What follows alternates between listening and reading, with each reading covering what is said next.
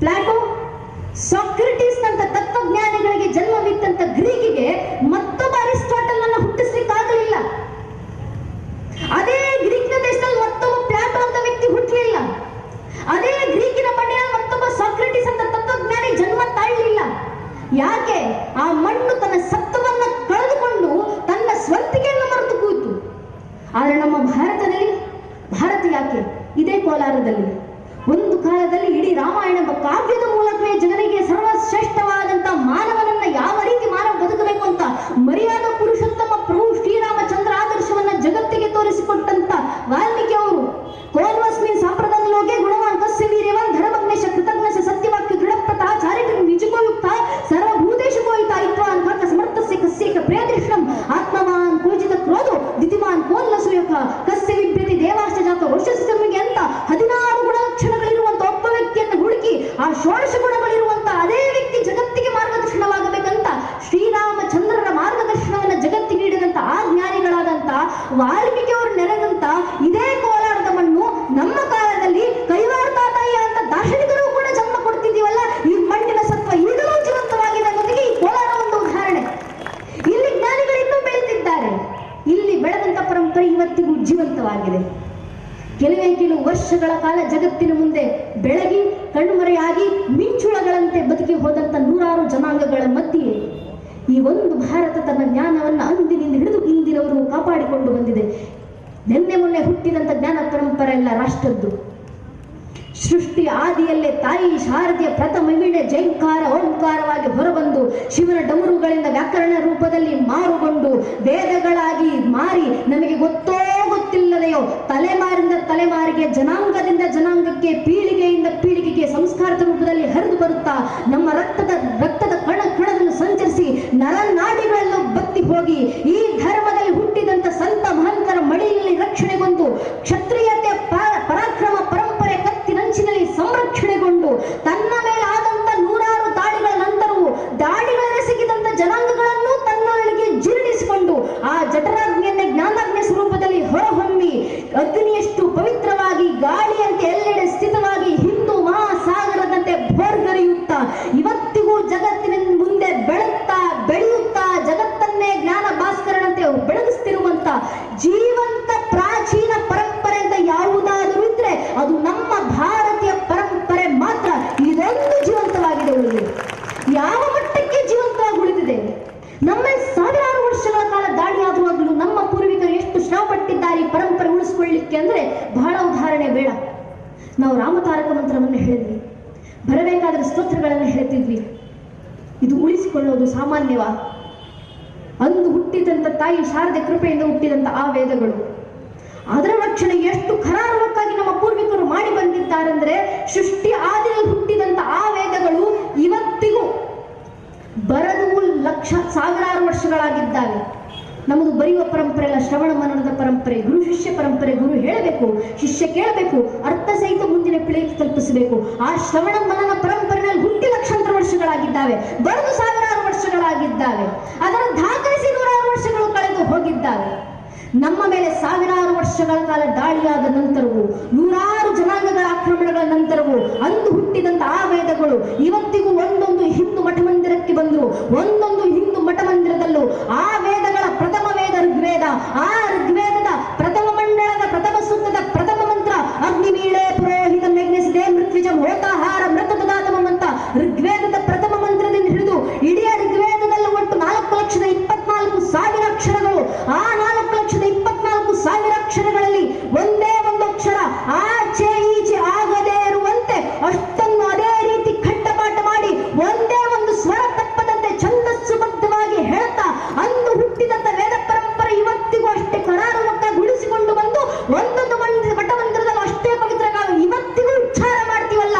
ಯೋಚನೆ ಮಾಡಿ, ನಮ್ಮ ಪೂರ್ವಿಕರು ನಮ್ಮ ವೇದ ಗ್ರಂಥದ ಒಂದೇ ಒಂದು ಪದವನ್ನ ಅಳಿಸಿ ಹೋಗ್ಲಿಕ್ಕೆ ಬಿಟ್ಕೊಡ್ಲಿಲ್ಲ. ಒಂದು ಪದ ಅಷ್ಟು ಶ್ರಮಪಟ್ಟು ಉಳಿಸ್ಕೊಂಡು ಬಂದ್ರಲ್ಲ ಈ ಧರ್ಮವನ್ನ.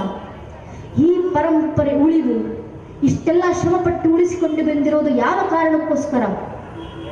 ಒಂದು ನಂಬಿಕೆ. ಮುಂದೆ ಒಂದು ಪೀಳಿಗೆ ಬರುತ್ತೆ, ಆ ಪೀಳಿಗೆ ಇದೇ ರಾಷ್ಟ್ರವನ್ನ ಇದೇ ರೀತಿ ಉಳಿಸಿ ತನ್ನ ಮುಂದಿನ ಪೀಳಿಗೆಗೆ ಹಂಚಿ ಹೋಗುತ್ತೆ. ಈ ರಾಷ್ಟ್ರದ ಬೆಳವಣಿಗೆಯಿಂದ ಇಡೀ ಮನುಕುಲ ಉದ್ಧಾರ ಆಗುತ್ತೆ ಅನ್ನೋ ಒಂದು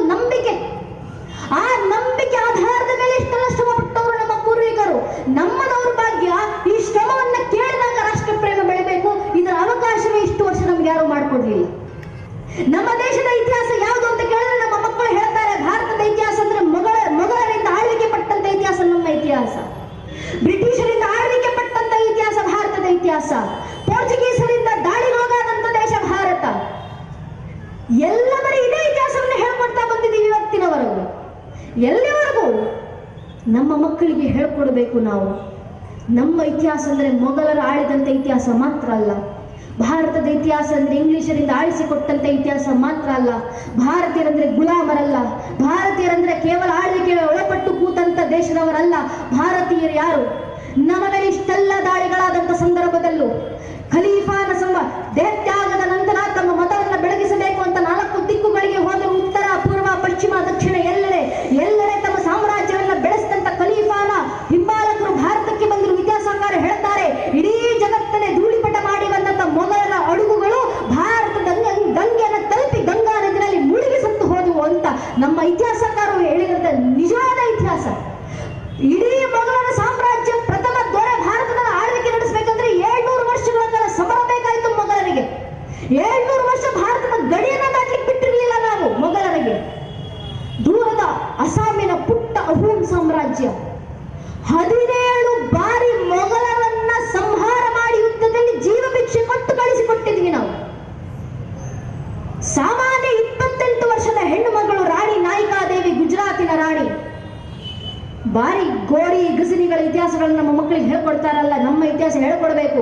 ರಾಣಿ ನಾಯಿಕಾದೇವಿ ಎಂಬ 28 ವರ್ಷದ ಗುಜರಾತಿನ ರಾಣಿ ಮೊಹಮ್ಮದ್ ಘೋರಿಯನ್ನ ಯುದ್ಧದಲ್ಲಿ ಸೋಲಿಸಿ ಆತನಿಗೆ ಜೀವ ಭಿಕ್ಷೆಯನ್ನು ಕೊಟ್ಟು, ಮತ್ತೊಮ್ಮೆ ನಿನ್ನ ಪಾದದ ಅಂಚು ನನ್ನ ಮಣ್ಣಿನ ಸಾಮ್ರಾಜ್ಯದ ಮಣ್ಣನ್ನು ಸ್ಪರ್ಶ ಮಾಡಿದರೆ ನಿನ್ನ ಕಾಲುಗಳನ್ನು ನನ್ನ ಸಾಮ್ರಾಜ್ಯದ ಹೆಬ್ಬಾಗಿಲಿಗೆ ನೇತಾಕಲಾಗುತ್ತೆ, ಹುಷಾರು ಅಂತ ಜೀವ ಭಿಕ್ಷೆಯನ್ನು ಕೊಟ್ಟು ಕಳಿಸಿಕೊಟ್ಟಂತ ಹೆಣ್ಣುಮಗಳು ರಾಣಿ ನಾಯಿಕಾದೇವಿ.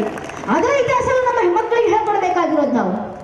ಮೊಘಲರ ಸೇನೆ ಗುಜರಾತಿನ ಗಡಿಯನ್ನ ದಾಟಿ ಭಾರತದ ಒಳಗೆ ನುಸುಳುತ್ತಿದೆ. ಭಾರತದಾದ್ಯಂತ ಮೊಘಲರು ಬಂದು ಬಿಡ್ತಾರನ್ನ ಸಂದರ್ಭ ಬಂದಾಗ ಉತ್ತರದ ರಾಜರೆಲ್ಲ ಸೋತು ಕೂತಂತ ಸಂದರ್ಭದಲ್ಲಿ ನಮ್ಮ ದಕ್ಷಿಣದ ಕರ್ನಾಟಕದ ದಕ್ಷಿಣ ಪದೇಶ್ವರ ಇಮ್ಮಡಿ ಪುಲಕೇಶಿಗಳು ಇಲ್ಲಿನ ಕನ್ನಡದ ಸೇನೆಯನ್ನ ಗುಜರಾತಿನ ನವಸಾರಿಯವರೆಗೂ ಕರ್ಕೊಂಡು ಹೋಗಿ ಗುಜರಾತಿನಲ್ಲಿ ಯುದ್ಧವನ್ನ ಮಾಡಿ ಮೊಘಲರ ಸೇನೆಯನ್ನ ಗುಜರಾತಿನಲ್ಲೇ ಸೋಲಿಸಿ ಇಡೀ ಭಾರತದಾದ್ಯಂತ ಮತ್ತೊಮ್ಮೆ ಭಾರತದ ಸಾಮ್ರಾಜ್ಯ ಪುನರ್ ಪ್ರತಿಷ್ಠಾಪನೆಗೋಸ್ಕರ ಒಳಗಾಗಲ್ಲ.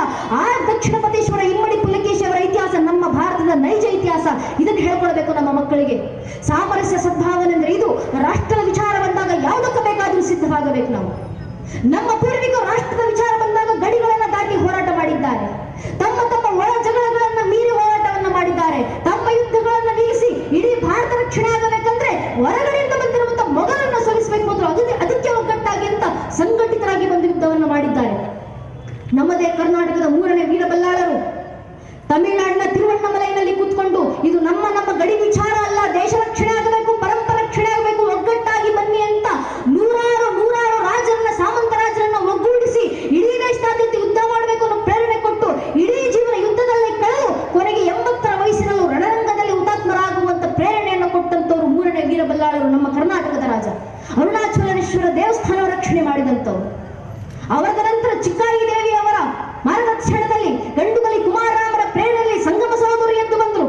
ಇಡೀ ಭಾರತದಾದ್ಯಂತ ಮೊಘಲರ ದಾಳಿಯಿಂದ ಭಾರತೀಯ ಪರಂಪರೆ ತತ್ತರಿಸಿ ಹೋಗ್ತಿದ್ದ ಸಂದರ್ಭ ಬಂದಾಗ ಭಾರತದಲ್ಲಿ ಮತ್ತೊಮ್ಮೆ ಭಾರತೀಯತೆಯ ಪುನರುತ್ಥಾನ ಆಗಬೇಕು ಅಂತ ಸಂಕಲ್ಪವನ್ನು ತೊಟ್ಟು ಇಡೀ ದೇಶದಾದ್ಯಂತ ಏಕಛತ್ರಾಧಿಪತ್ಯವನ್ನು ಸಾಧಿಸುವಂತ ಪ್ರೇರಣೆ ತೊಟ್ಟು ಭಾರತದಲ್ಲಿ ಮತ್ತೊಮ್ಮೆ ಭಾರತೀಯ ಸಾಮ್ರಾಜ್ಯ ಪುನರ್ ಪ್ರತಿಷ್ಠಾಪನೆಗೆ ಅಡಿಪಾಯ ಹಾಕಿದಂತ ಹಕ್ಕರೆಯ ಬುಕ್ಕರೆಯ ಅಂತ ಹಿಂದೂರಾಯ ಸುರತ್ರಾಣರು.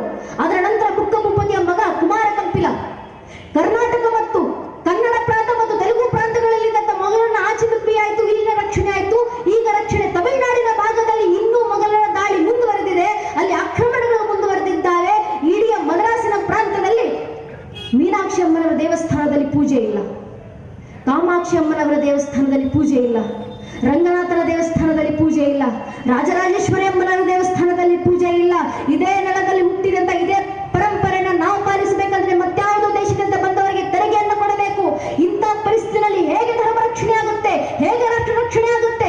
ಆಗ ಪ್ರೇರಣೆ ತೊಟ್ಟು ನಮ್ಮ ಕರ್ನಾಟಕದ ರಾಜ ಕುಮಾರ ಕಂಪಿಲ ಆ ಮೊದಲ ಸಿದ್ದಾರನ್ನ ಸೋಲಿಸಲಿಕ್ಕೆ ತಮಿಳುನಾಡಿನ ಹೊರಗೆ ಹೋಗಿ ಅಲ್ಲಿ ಯುದ್ಧವನ್ನ ಮಾಡ್ತಾ ತಾನು ಯುದ್ಧಕ್ಕೆ ಹೋದಾಗ ಕುಮಾರ ಕಂಪಿಲನ ಹೆಂಡತಿ ಪತ್ನಿ ಗಂಗಾಂಬಿಕೆ ಆನೆ ಮೇಲೆ